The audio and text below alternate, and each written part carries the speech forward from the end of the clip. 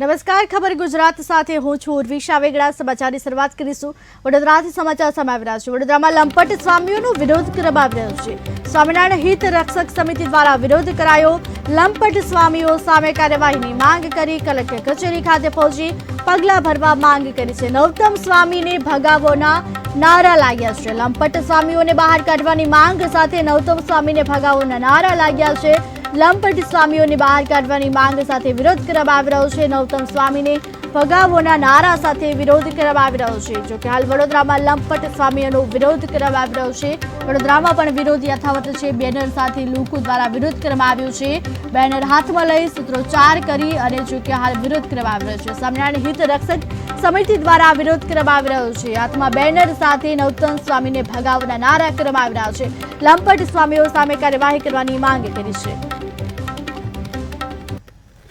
Collector સાહેબને અમે એટલા માટે રજૂઆત કરવા માટે આવ્યા છે કે અમારા સ્વામિનારાયણ સંપ્રદાયની અંદર જ્યાં લંપટ સાધુઓ જેને ગુંડા કહેવાય, જે લોકોએ નરાધમ કૃત્યો કર્યા છે, જે સૃષ્ટિ વિરુદ્ધના કૃત્યો કર્યા છે અને એ લોકો ટ્રસ્ટી બનીને બેઠા છે, અમારા જે અંદર હરિભક્તો છે બધા એ ટ્રસ્ટી બનીને જે સાધુઓ જે એકબીજાને સપોર્ટ કરી રહ્યા છે એ નરાધમોને અમારે અહીંથી બહાર કાઢવા છે। અને સૃષ્ટિ વિરુદ્ધના કૃત્યોની અંદર આજે અમારા છોકરાઓ ગુરુકુળ સ્કૂલમાં ભણતા હોય છે। એ સ્કૂલની અંદર છોકરાઓ અમને આવીને પૂછે છે કે પપ્પા મારે કાલે સ્કૂલમાં તિલક ચાંદલો કરીને જવું કે નહીં, મારા ફ્રેન્ડ્સ મને આવું કહે છે। તો અમારા ભાવિ પેઢીની રક્ષા માટે આવ્યા છે અને અમે આ સંપ્રદાયના જે સંતો જે મહાસંમેલન કરીને બધા બેસી ગયા છે, પોતાના હાથમાં વહીવટી સત્તા ચેરમેન બનીને બેઠા છે, આ લોકો આટલા બધા સંતોની સામે જે કૃત્યો કરી રહ્યા છે તો એ લોકો કોઈ એક્શન લેતા નથી। કેમ કે એ લોકોના એકબીજા નીચે પૂંછડી દબાયેલી છે।